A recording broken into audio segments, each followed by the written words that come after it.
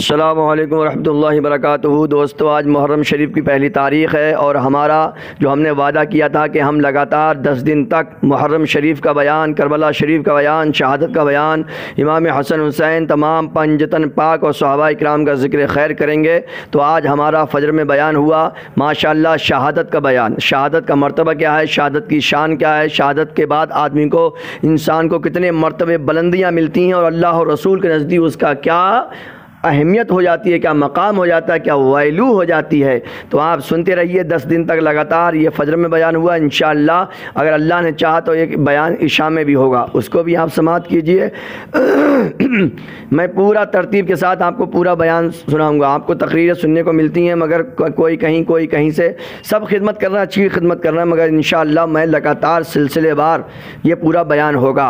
तो आज का पहला हमारा बयान है आपकी खिदमत में। आप इसको मोहब्बत दिखाइए, प्यार से पढ़िए, सुनिए और इसको आगे तक भेजिए। अगर हमारे चैनल पर आप नए हैं तो आप इसको माई इमाम चैनल का नाम है, इसको सब्सक्राइब कीजिए, शेयर कीजिए, हमें मशवरा दीजिए और हमारे लिए दुआ कीजिए। आजकल हमारी आवाज़ बहुत ऐंठ रही है, बहुत गुस्सा दिखा रही है, बैठ रही है, तो आप दुआ कीजिए कि हमारी आवाज़ एकदम खड़ी हो जाए, समझे। अगर आप दुआ करेंगे इंशाअल्लाह ये आपकी दुआ ज़रूर कबूल होगी। तो आप बगैर किसी ताख़ीर के अब समाअत कर लीजिए, सुनिए और रोज़ सुनते रहिए। मैं आपको ये आपसे वादा लेना चाहता हूँ, इमाम हसन हुसैन का बयान रोज़ सुनिए इंशाअल्लाह। और दोस्तों, मैं आपको ये भी बता दूँ कि आज पहली मुहर्रम को हुज़ूर सय्यदना सरकार अमीरुल मोमिनीन हज़रत उमर फ़ारूक रज़ी अल्लाह ताला अन्हु की शहादत की तारीख़ है।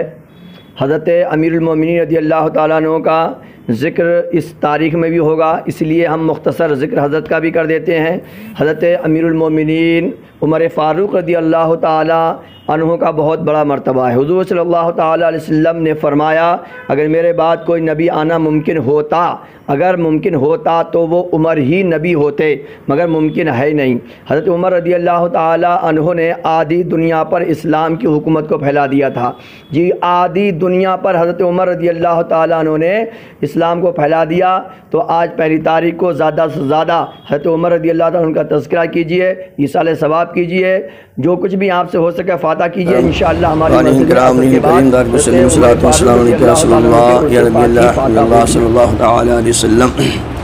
आज पहली मुहर्रमुल हराम है और ये 1443 शुरू हो चुकी है। इंशाअल्लाह अब रोज़ फ़जर में शहादत का बयान होगा और अगर मौका मिला तो फिर इशा में भी होगा। बहरहाल इसमें कोई डर ख़तरा नहीं होता इस वक्त, इसलिए इत्मीनान के साथ इसमें शहादत का बयान होगा। बाकी इशा के बाद देखते हैं। मेरा तो मन यह है कि मैं तो हर नमाज में इमाम हुसैन का बयान करूं, मगर बहरहाल तो दोस्तों देखिए, मर्तबा शहादत बहुत बड़ा ऊंचा मर्तबा है। कुरान शरीफ में 2 जगह रब्बे कायनात ने इसकी तारीफ़ फरमाई है। रब्बे कायनात इरशाद फरमाता है, वला तक़ूलू लिमन युक़्तलु फ़ी सबीलिल्लाहि अमवात, उन लोगों को मुर्दा मत कहो जो अल्लाह की राह में शहीद हो गए। रब्बे कायनात ने बाउंडेशन लगा दिया मुर्दा कहने पर। और एक जगह रब्बे कायनात कुरान शरीफ में फरमाता है, वला तहसबन्नल्लज़ीना क़ुतिलू फ़ी सबीलिल्लाहि अमवात बल अहयाउन इंदा रब्बिहिम युरज़क़ून। पारा नंबर 4 रुकू नंबर 8। रब्बे कायनात फरमाता है कि कहना तो बहुत दूर की बात है, ज़बान पर भी बाउंडेशन है और दिमाग पर भी बाउंडेशन है। ना कह सकते और ना सोच सकते, सोच पर भी बाउंडेशन रब्बे कायनात ने लगा दिया कि जो रब्बे कायनात की बारगाह में, उसके रास्ते में शहीद हो गए, उन्हें तुम ना मुर्दा कह सकते ज़बान से और ना दिमाग में मुर्दा सोच भी सकते हो, कुछ नहीं। तो ये रब्बे कायनात ने मर्तबे अता फरमाए हैं। शहादत आखिरी मंजिल है इंसानी सआदत की, वो खुशकिस्मत है मिल जाए जिसे दौलत शहादत की। शहादत पाके हस्ती ज़िंदाए जावेद होती है, ये रंगी शाम सुबह ईद की तमहीद होती है। देखिए दोस्तों, जिस तरह से दुनिया में अलग अलग दर्जे होते हैं, इसी तरह से ईमान वालों में, अल्लाह के वलियों में कुछ वली होते हैं, कुछ कुतुब होते हैं, कुछ अब्दाल होते हैं, कुछ शहीद होते हैं। तो शहादत एक तरह से तो बहुत आसान है कि आदमी शहीद हुआ उसको वो ऊंचे मर्तबे मिल जाते हैं कि जो आदमी को बड़ी बड़ी इबादत और रियाजत से नहीं मिलते हैं, और कठिन इसलिए है कि उसमें जान देना पड़ती है। आइए हम आपको 87 साल पहले का एक वाक़या सुनाते हैं। ये 1934 का वाक़या है, 87 साल इसको बीत चुके हैं। अब्दुल क़य्यूम नाम का एक बंदा है, उस वक्त अंग्रेज़ों की हुकूमत चल रही है हिंदुस्तान, उस वक्त हिंदुस्तान और पाकिस्तान दोनों एक थे। कराची का वाक़या है ये कि एक इंसान ने हुजूर सल्लल्लाहु अलैहि वसल्लम की शान में गुस्ताखी कर दी और उसका मुकदमा चल रहा है कोर्ट में। जज वगैरह देख रहे हैं कि इस पर कौन सा दफ़ा लगेगी, इस पर क्या लगेगा। यहाँ तक कि अब्दुल क़य्यूम एक इंसान है गुमनाम, उसे कोई जानता नहीं है, बस एक झोपड़ी में रहता था, वो तांगा चलाता था और वो था उसका घोड़ा मोती था, उसे और कोई नहीं जानता था। जब मुझसे पता चला कि हमारे हुजूर की शान में किसी ने गुस्ताखी की है, उसने अपना घोड़ा तांगा लिया और एक चाकू लिया, छुपाया। उधर अदालत में लोगों को जाने की इजाज़त होती थी, वो भी चला गया। अभी जज लोग उसको देख रहे थे कि कौन सा इसका मुकदमा चलेगा। उसने आव देखा ना था और उस पर ताबड़तोड़ हमला करके उसको गुस्ताखे नबी को ख़त्म कर दिया और इसने अपने आप को सरेंडर भी कर दिया, पुलिस के हवाले कर दिया। लोगों ने, बड़े बड़े वकीलों ने, बड़े बड़े बैरिस्टरों ने इससे कहा कि तुम थोड़ा सा अपना बयान चेंज कर दो, तुम्हें बचाना हमारा काम है। इसने, अब्दुल क़य्यूम ने कहा, दिमाग ख़राब है क्या? ये जानबूझकर मैंने किया है, मैं ये बयान वापस करके अपनी आखिरत ख़राब नहीं कर सकता हूँ। बहुत लोगों ने इसके लिए दुआ की, घर घर दुआ हुई। दोस्तों 1934 में ना कोई मोबाइल था, न टेलीफोन था, ना ये मीडिया, न प्रिंटेड मीडिया, बहुत कम दर्जे की मीडिया चल रही थी। 25 लाख लोग इसके जनाजे में शामिल हुए, 25 लाख। इसे कहते हैं मर्तबा शहादत। एक अजनबी इंसान है मगर रसूल करीम सल्लल्लाहु अलैहि वसल्लम के कदमों पे कुर्बान हो गया तो ज़माने में उसका चर्चा हो गया। 25 लाख मायने रखते हैं। आज से 87 साल पहले ना खबर, ना टेलीफोन, ना मोबाइल, फिर भी इसके तो ये होता है मेरे दोस्तों, ये रुतबाए बुलंद मिला जिसको मिल गया, हर शख्स के नसीब में दारुल रसन कहाँ। क्योंकि जब इसने उसको कत्ल कर दिया तो अंग्रेज़ों ने इसे फांसी का हुक्म दिया था, इससे फांसी हो गई, क्या फांसी का, वो शहादत हुई।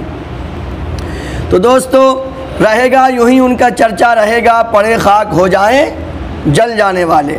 तो मेरे दोस्तों और भी शहादत की बहुत सारी फजीलतें वो इंशाअल्लाह और कभी मैं आपको बताऊंगा कि आदमी बग़ैर कत्ल हुए भी उसको शहादत का दर्जा मिल जाता है। अब आइए पारा नंबर 2 में और पारा नंबर 4 में रब्बे कायनात ने शहीदों के बारे में फरमा दिया, जो आयत मैंने शुरू में पढ़ी, वला तक़ूलू लिमन युक़्तलु फ़ी सबीलिल्लाहि अमवात बल अहयाउ वलाकिन ला तशऊरून। जो खुदा की राह में कत्ल किए जाएँ उन्हें मुर्दा मत कहना, बल्कि वो ज़िंदा हैं लेकिन तुम्हें ख़बर नहीं है। अब बताइए, आप यहाँ सोचिए, जब एक उम्मती अल्लाह की राह में शहीद हो जाए तो कुरान कहता है उसे मुर्दा ना कहो, मुर्दा कहने पे पाबंदी, मुर्दा सोचने पे पाबंदी। जब एक उम्मती को कुरान पाक रब्बे कायनात मुर्दा नहीं कहने देता तो फिर जो नबियों के सरदार हैं वो मुर्दा कैसे हो जाएंगे? समझे? कुछ नाक़िबत अंदेश बेईमान गुस्ताख के नबियों ने अपनी किताबों में छाप दिया कि नबी मर के मिट्टी में मिल गए, माज़अल्लाह रब्बिल आलमीन। समझ रहे हैं आप? कुरान पाक समझिए। कुरान पाक में पारा नंबर 2 पारा नंबर 4 में अल्लाह ताला ने फरमा दिया कि जो अल्लाह की राह में शहीद हो जाए, क्योंकि हुजूर के बाद कोई नबी नहीं आएगा। अब हुजूर के बाद जितने भी हैं वो सब हुजूर के उम्मती हैं। जब एक उम्मती को कुरान पाक मुर्दा नहीं कहने देता, जब एक उम्मती को कुरान पाक मुर्दा नहीं सोचने देता, तो फिर जो जिनके सदक़े में सारी कायनात है उन्हें मुर्दा कहना कहाँ से जायज़ हो जाएगा? और जो उन्हें मुर्दा कहेगा वो बेईमान है, वो काफिर है। आगे बढ़िए। तो रसूल करीम सल्लल्लाहु ताला अलैहि वसल्लम ने हदीस पाक में है कि प्यारे आका सल्लल्लाहु अलैहि वसल्लम ने फरमाया, शहीदों की रूहें सब्ज़ परिंदों के जिस्म में रहती हैं, अर्श इलाही के नीचे कंदीलें लटकी हुई हैं, उनमें उनकी रूहें रहती हैं। तो दोस्तों रसूल करीम सल्लल्लाहु ताला अलैहि वसल्लम ने इरशाद फरमाया कि शहीद के लिए अल्लाह ताला के यहाँ 6 खूबियाँ हैं। कितनी खूबियाँ हैं? 6 खूबियाँ हैं। नंबर 1, खून का पहला कतरा गिरते ही उसको अल्लाह बख्श देता है। हर मोमिन की ये ख्वाहिश होती है कि अल्लाह मुझको बख्श दे। और रूह निकलने के बाद उसको जन्नत में ठिकाना दिखा दिया जाता है शहीद को। नंबर 2, कब्र के अजाब से बच जाता है शहीद। नंबर 3, जहन्नम के अजाब का उसे खौफ नहीं होता। नंबर 4, उसके सर पर इज़्ज़त व वक़ार का ऐसा ताज रखा जाएगा जिसका बेशबहा याकूत दुनिया और दुनिया की तमाम चीज़ों से बेहतर होगा। और 5 नंबर, उसके निकाह में बड़ी बड़ी आँखों वाली 72 हूरें अता फरमाई जाएंगी। नंबर 6, उसके अजीज़ों में से 70 आदमियों के लिए उसको शफाअत करने के लिए हक़ दिया जाएगा कि अब अपने रिश्तेदार ख़ानदान में से 70 लोगों की शफाअत कर दे, यानी जहन्नम से निकाल कर जन्नत में एंट्री दिलाएगा।